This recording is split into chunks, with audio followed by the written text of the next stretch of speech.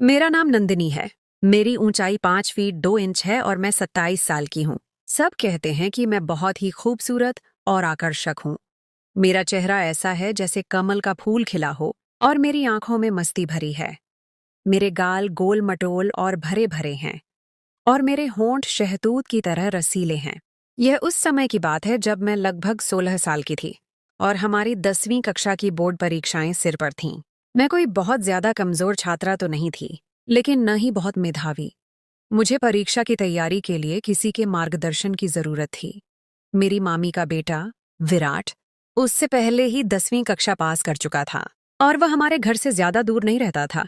मैंने अपनी माँ जी से कहा कि वह विराट से बात करें कि वह मुझे कुछ देर पढ़ा दिया करें। इस तरह मुझे ट्यूशन के लिए दूर नहीं जाना पड़ेगा, आने जाने की परेशानी भी नहीं होगी और समय भी बर्बाद नहीं होगा। माँ जी ने उसी दिन विराट से बात की और मुझे बताया कि वह शाम 7 बजे से 9 बजे तक मुझे पढ़ाने आया करेगा। उस दिन मैंने जल्दी जल्दी अपने सारे काम निपटाए और अपनी किताबें लेकर पूजा घर से सटे ड्राइंग रूम में पढ़ने बैठ गई। लगभग 7:30 बजे होंगे जब विराट हमारे घर आए। विराट की उम्र उस समय 25 साल के करीब थी और वह काफी सुंदर और आकर्षक व्यक्तित्व के मालिक थे। उनका कद 6 फीट के करीब था, जबकि शरीर मजबूत और सुगठित था। क्लीन शेव के साथ उनका गेहुआ रंग बेहद मोहक था। औपचारिक नमस्ते के बाद वह मुझसे मुखातिब हुए। अच्छा, तो मेरी शिष्या पढ़ाई के लिए तैयार है? मैंने भी सिर हिलाते हुए कहा, जी। Very good. ये बताओ, किस विषय में खुद को ज्यादा कमजोर समझती हो?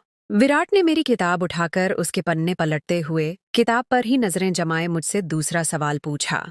तो मैंने उन्हें बताया कि मैं गणित, मैथमेटिक्स और अंग्रेजी इंग्लिश में कमजोर हूँ। मैं थोड़ा सिमट कर बैठी हुई थी और बात करते हुए भी थोड़ी झिझक रही थी। विराट ने किताब मेज पर रखते हुए मेरी ओर देखा और बोले, अगर इसी तरह तुम घबराई और झिझकती रहोगी तो मुझे नहीं लगता कि मैं जो कुछ भी तुम्हें पढ़ाऊंगा वह तुम्हें याद हो सकेगा। लिहाजा डरने और झिझकने की जरूरत नहीं। हम बड़े दोस्ताना माहौल में पढ़ाई करेंगे और जो कुछ भी पढ़ेंगे उसे याद भी रखेंगे। जी बेहतर। मैंने खुद को थोड़ा शांत जाहिर करने की कोशिश करते हुए कहा। उस दिन पढ़ाई तो कोई खास नहीं हुई। अलबत्ता विराट ने अपनी बातों और चुटकुलेबाजी की मदद से मेरी झिझक दूर कर दी। मैं अब काफी शांत भी थी। यही वजह थी कि मैं विराट के चुटकुलों का जवाब भी चुटकुलों की सूरत ही दे रही थी। मेरा चंचल स्वभाव जागृत हो चुका था। विराट ने थोड़ी सी गणित की एक्सरसाइज कराई और अंग्रेजी से शुरू करने का कहकर घर जाने के लिए उठे। माँ जी ने उन्हें रोक लिया कि चाय तो पीते जाए। विराट भी चाय के लिए बैठ गए। चाय और थोड़ी गपशप के बाद विराट कल शाम 7 बजे आने का कहकर घर चले गए। लगभग 2 हफ्ते तक मामलात ऐसे ही चलते रहे। वह समय के खासे पाबंद थे। समय पर आते और अपना काम समय पर खत्म करके चले जाते। उनकी शख्सियत आकर्षक तो थी ही, उनके पढ़ाने और समझाने का अंदाज भी खूब था। यही वजह थी कि मैं विराट की दीवानी हो चुकी थी और उनसे काफी बेझिझक भी हो चुकी थी। उस दिन विराट मुझे गणित की एक्सरसाइज करा रहे थे जब माँ जी चाय ले आईं। उन्होंने चाय मेज पर रखी और बोली कि चाय पहले पी लेना। यह कहकर वह वापस रसोई घर में चली गईं। एक्सरसाइज खत्म हुई तो मैंने चाय की प्याली उठाकर विराट को देना चाहा, तो पता नहीं क्या हुआ कि मेरा हाथ कांप गया और सारी की सारी चाय विराट के ऊपर गिर गई, जिससे उनकी पैंट और शर्ट भीग गई। मेरे तो होश उड़ गए। मैं दौड़ती हुई गई और तौलिया उठा लाई। मैं बार बार विराट को माफ कीजिए बोल रही थी और साथ ही साथ उनकी शर्ट को तौलिए से पोंछकर सुखाने की कोशिश कर रही थी। विराट मुस्कुराए और बोले, चाय से तो नहीं जला, लेकिन अब तुम जरूर जला डालोगी। मैं उनके इस वाक्य को बिल्कुल भी नहीं समझी और उसी तरह तौलिए से उनकी शर्ट को सुखाने में लगी रही। मैं शायद कुछ देर और इसी तरह तौलिए से उन्हें सुखाने में लगी रहती, पर विराट ने मुझे रोक दिया और मुझे दोनों कंधों से उठाकर खड़ा करते हुए बोले, बस करो नंदिनी। घर में मुझे सब इसी नाम से पुकारते थे। Everything is fine. तुम बेवजह परेशान हो रही हो। लेकिन मैं खुद में बहुत शर्मिंदा थी। इसीलिए जब मैंने उन्हें इस तरह से सहानुभूति दिखाते देखा तो मेरी आंखों से आंसू निकल आए। उन्होंने जब मुझे रोते देखा तो अपनी बाहों में भरकर मुझे सीने से लगा लिया और माथे पर चुंबन देते हुए बोले, अरे पगली, रोती क्यों हो? तुमने जानबूझकर चाय थोड़ी गिराई है? यह तो संयोग से हुआ। उनके ढांढस बंधाने पर मुझे हिम्मत हुई और मैंने आंसू पोंछते हुए कहा, जानती हूं कि हादसा हुआ, लेकिन हादसे भी तो किसी न किसी गलती का ही नतीजा होते हैं और इस हादसे की गलती की मैं ही जिम्मेदार हूं। विराट भी शायद माहौल को खुशनुमा बनाना चाहते थे, इसलिए बोले, नंदिनी, मैं तुम्हें इजाजत देता हूं कि तुम ऐसे हाथ से रोज किया करो। वह हंस रहे थे और उनकी यह गंभीर हंसी मेरी समझ से बाहर थी। मैं भी उन्हें हंसते देखकर मुस्कुरा दी। विराट ने कहा, चलो वापस वहीं से शुरू करते हैं जहां पर हादसा हुआ था। यह कहते हुए उन्होंने मुझे अपनी बाहों के घेरे से आजाद कर दिया। मैंने वापस अपनी कुर्सी पर बैठकर किताब खोलना चाहा तो विराट ने कहा, आज का काम खत्म समझते हैं। मैं चलता हूं क्योंकि इस हालत में मैं तुम्हें कुछ नहीं पढ़ा पाऊंगा। विराट अपनी किस हालत के बारे में कह रहे थे, मुझे कुछ पता न चला। मैं तो उस दिन जब बिस्तर पर थी तो यह घटना बार बार मेरे दिमाग में घूम रही थी और यह सब उस समय तो मेरे लिए बेमानी थे, लेकिन अब इन घटनाओं को सोचना अच्छा लग रहा था और मुझे पता ही न चला कि कब नींद आ गई और मैं नींद की गहरी घाटी में गोते खाने लगी। उस रात मैंने बार बार सपने में विराट को देखा।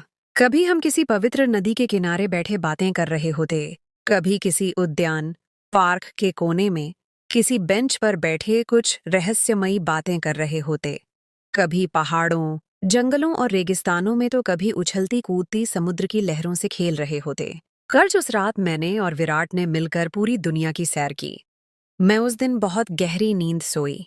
सुबह उठी तो मेरे सपने का हर एक दृश्य मेरे मन में अंकित था। मैं बिस्तर से उठना ही नहीं चाह रही थी।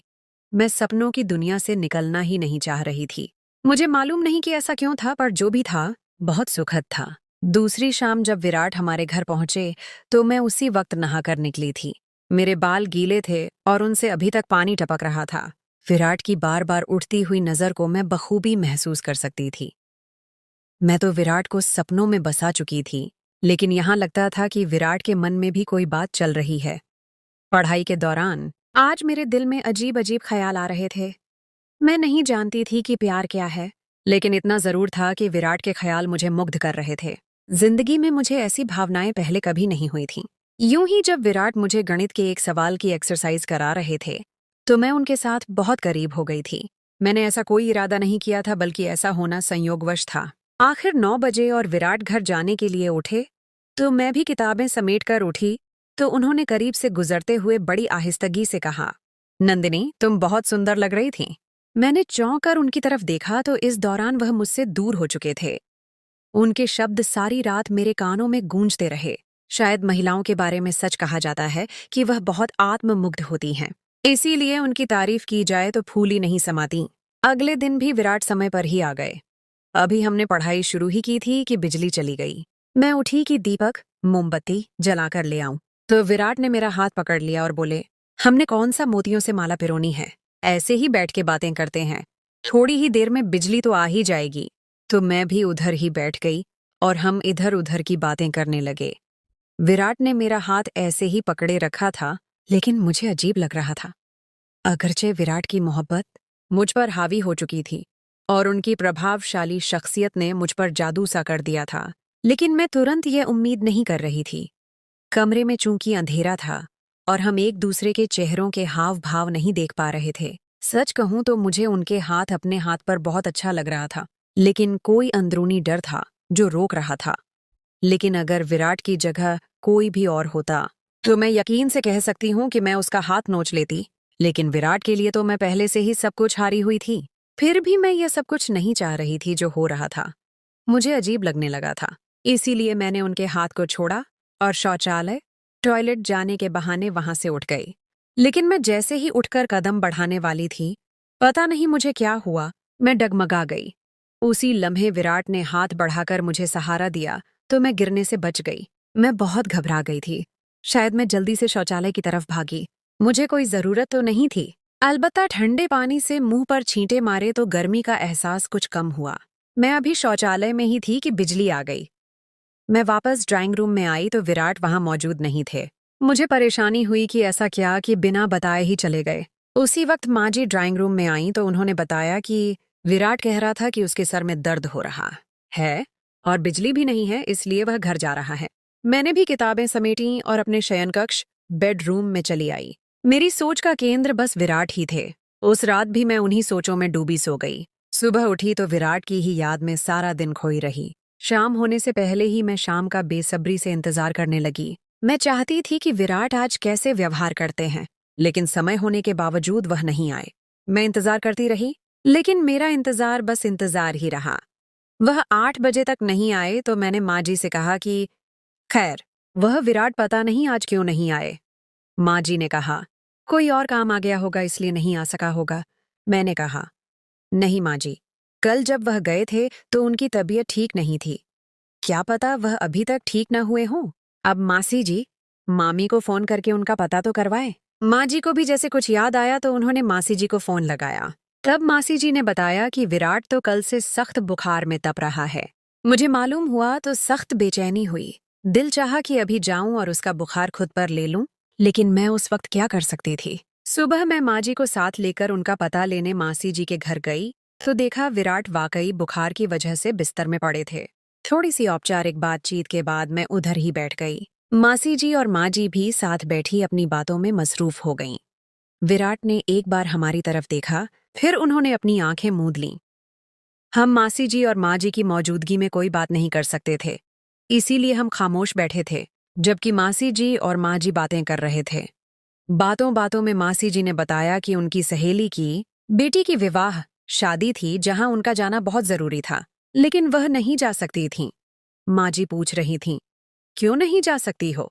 तो मासी जी बोली, जिसके साथ जाना था वह तो बिस्तर पर पड़ा है और आपके भाई साहब, मामू जी भी ऑफिस से छुट्टी नहीं ले सकते कि उनके साथ चली जाती। माँ जी चूंकि मासी जी की सहेली को जानती थीं और उन्हें पता था कि वह किधर रहती हैं, इसलिए मासी जी से बोली, तुम्हारी सहेली कौन सा दूसरे शहर में रहती है? टैक्सी पकड़ो और 2-3 घंटे में वापस आ जाओगी। मैंने यह सुना तो मेरे दिमाग में एक विचार आया कि अगर माँ जी और मासी जी विवाह पर चली जाएं तो मुझे विराट से अकेले मिलने का मौका मिल जाएगा। यही सोचकर मैंने भी माँ जी की तायद में कहा, मासी जी, अगर आपकी सहेली इसी शहर में रहती है तो तब आप जरूर जाएं। विराट की फिक्र न करें, 2-3 घंटों तक हम उनकी देखभाल तैमूरदारी कर लेंगे। मासी जी और माँ जी दोनों को मैंने विवाह में जाने पर राजी कर लिया, अगरचे माँ जी जाना नहीं चाहती थीं। उन दोनों के जाने के बाद मैं और विराट अब घर में अकेले थे। कोई 15 मिनट तक हम में कोई बात न हुई। विराट वैसे ही आंखें मूंदे लेटे रहे। शायद वह मेरा इंतजार कर रहे थे कि मैं कोई बात शुरू करूंगी, लेकिन मैं असमंजस में रही कि बात शुरू कैसे करूं और कौन सी बात करूं। एकांत और खामोशी माहौल पर अजीब शांत थी। विराट ने मेरी तरफ करवट लेकर आंखें खोल दी और बोले, नंदिनी, तुमने मुझे जला डाला। उनकी आवाज मेरी कानों से टकराई। उनकी नजरें मेरे चेहरे पर गड़ी थीं। तुम शायद समझ रही होगी कि मैं बुखार से तप रहा हूं, लेकिन ऐसा नहीं है। ये आग जिसमें मैं जल रहा हूं, तुम्हारे ही प्यार ने लगाई है। देखो, जल रहा हूं ना मैं। यह कहते हुए उन्होंने मेरा हाथ अपने माथे पर लगा दिया। उनका माथा सच में अंगारे की तरह था। जी विराट, मेरे मुंह से बस इतना ही निकल पाया। विराट दीवानों की तरह मेरे हाथ को अपने चेहरे पर रख रहे थे, जैसे वह इस तरह सुकून पा रहे हों। सुकून तो मुझे भी हासिल हो रहा था, मोहब्बत तो मुझे भी हो गई थी। नए मोड़ और घटनाएं। अभी हम दोनों ही उस पल में खोए हुए थे जब दरवाजे पर हल्की सी दस्तक हुई। हमारा ध्यान भंग हुआ और हम एक दूसरे से दूर हट गए। विराट ने हल्की सी आवाज में पूछा, कौन है? नंदिनी, बेटा, मैं हूं। माँ जी ने कुछ दवाइयां भेजी हैं विराट के लिए। बाहर से आवाज आई। ये हमारी पड़ोसी सुमित्रा आंटी थीं, जो अक्सर हमारे घर आया करती थीं। जी आंटी, मैं अभी आती हूँ। मैंने जल्दी से दरवाजा खोला और दवाइयां ले लीं। सुमित्रा आंटी ने विराट की तरफ देखा और चिंतित होकर पूछा, अरे विराट बेटा, कैसा है बुखार अब? माँ जी ने बताया कि बहुत तेज है। विराट ने मुस्कुराते हुए कहा, जी आंटी, पहले से बेहतर है। सुमित्रा आंटी थोड़ी देर बैठी, कुछ घरेलू बातें की और फिर चली गईं। उनके जाने के बाद हम दोनों फिर से उस खामोशी में डूब गए, लेकिन अब वो पहले जैसी सहजता नहीं थी। उस अचानक दखल ने माहौल बदल दिया था। विराट ने धीरे से कहा, नंदिनी, मुझे लगता है अब मुझे आराम करना चाहिए। तुम भी जाकर पढ़ाई करो। मुझे थोड़ा अजीब लगा, लेकिन मैं समझ गई। मैंने अपनी किताबें उठाईं और वापस अपने कमरे में आ गई। उस दिन रात भर मैं सुमित्रा आंटी के आने और विराट के व्यवहार में आए बदलाव के बारे में सोचती रही। क्या उन्होंने कुछ भांप लिया था? क्या विराट को डर लग गया था? अगले दिन जब मैं मासी जी के घर गई तो देखा कि विराट अब भी बुखार में थे, लेकिन पहले से बेहतर लग रहे थे। मैंने हिम्मत करके पूछा, विराट, कल आप अचानक क्यों चले गए थे? विराट ने मेरी तरफ देखा और हल्की सी मुस्कान के साथ कहा, मेरा सर वाकई दर्द कर रहा था और फिर बिजली भी नहीं थी, तो मुझे लगा तुम्हें पढ़ाने में दिक्कत होगी। उनकी आंखों में एक अजीब सी चमक थी जो उनके शब्दों से मेल नहीं खा रही थी। मासी जी ने बीच में ही बात काटते हुए कहा, नंदिनी बेटा, मैं सोच रही थी कि जब तक विराट पूरी तरह ठीक नहीं हो जाता तुम उसकी मदद कर दो। उसे थोड़ी परेशानी हो रही है और डॉक्टर ने कहा है कि उसे कुछ दिन आराम की सख्त जरूरत है। मुझे यह सुनकर बहुत खुशी हुई। ये मेरे लिए एक अवसर था विराट के और करीब आने का। मैंने तुरंत कहा, जी मासी जी, बिल्कुल, मैं विराट की मदद कर दूंगी। अब हर रोज मैं दोपहर में मासी जी के घर जाती, विराट को दवाइयां देती, उनके लिए सब्जियों का सूप बनाती और उन्हें कहानियां सुनाती ताकि उनका मन लगा रहे। पढ़ाई का बहाना तो अब बस एक औपचारिकता बन चुका था। हमारी बातें ज्यादातर जिंदगी, सपनों और भविष्य के बारे में होती थीं। विराट ने मुझे अपने बचपन के किस्से सुनाए, अपने कॉलेज के दिनों के मजाकिया पल बताए और अपने इंजीनियर बनने के सपने साझा किए। मैंने भी उन्हें अपनी छोटी छोटी शरारतें और पढ़ाई के अलावा अपनी कलात्मक रुचियों के बारे में बताया। एक दिन जब मैं विराट के पास बैठी थी और उन्हें एक लोक कथा सुना रही थी, उन्होंने अचानक मेरा हाथ थाम लिया। इस बार उनकी पकड़ मजबूत थी और उनकी आंखों में वही चाहत थी जो मैंने उस दिन महसूस की थी जब चाय गिरी थी। उन्होंने कहा, नंदिनी, तुमने मेरी जिंदगी में एक नई रोशनी भर दी है। जब से तुम मेरी देखभाल कर रही हो, मुझे अपनी बीमारी भी अच्छी लगने लगी है। मैं शर्मा गई, लेकिन मैंने अपना हाथ वापस नहीं खींचा। उन्होंने कहा, नंदिनी, मैं तुमसे कुछ कहना चाहता हूं। मेरा दिल जोर से धड़कने लगा। मुझे लगा कि वह वही बात कहेंगे जो मैं सुनना चाहती थी। लेकिन तभी दरवाजे पर फिर से दस्तक हुई। इस बार माँ जी और मासी जी वापस आ चुकी थीं। हम दोनों तुरंत एक दूसरे से दूर हट गए। मेरा चेहरा लाल पड़ गया था और विराट भी थोड़े असहज लग रहे थे। माँ जी ने मासी जी से कहा, देखो मासी जी, हमारी नंदिनी कितनी सेवा करती है। विराट का रंग भी लौट आया है। मैं माँ जी की बात सुनकर और भी ज्यादा शर्मा गई। उस दिन विराट ने फिर से अपनी बात पूरी नहीं की, लेकिन उनकी आंखों में एक वादा था। अगले कुछ दिन विराट की तबीयत में सुधार आया और उन्होंने फिर से मुझे पढ़ाना शुरू कर दिया। लेकिन अब हमारे बीच एक अनकहा रिश्ता बन चुका था। हमारी नजरें ज्यादा मिलती थीं और हमारे स्पर्श में एक नई गर्माहट आ गई थी।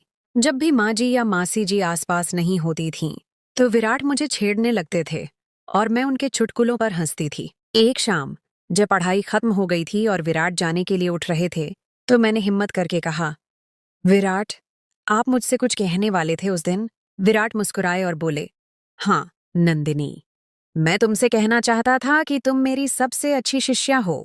उन्होंने ये बात इतनी धीमी आवाज में कही कि मुझे लगा जैसे उन्होंने मेरे गाल पर फुसफुसाया हो। मैं थोड़ा निराश हुई, लेकिन फिर उन्होंने मेरा हाथ थामा और मेरे कान में फुसफुसाए, और मैं तुम्हें अपनी जिंदगी की सबसे खास दोस्त बनाना चाहता हूँ। क्या तुम मेरा हाथ थामकर जीवन भर मेरे साथ चलोगी? मेरे दिल ने खुशी से उछलकर भांगड़ा किया। मैं बस मुस्कुरा दी और उनका हाथ थामे रखा। उस दिन के बाद हमारी पढ़ाई सिर्फ किताबों तक सीमित नहीं रही, बल्कि हमने जीवन की सबसे खूबसूरत पाठ पढ़ना शुरू कर दिया था, प्रेम का पाठ।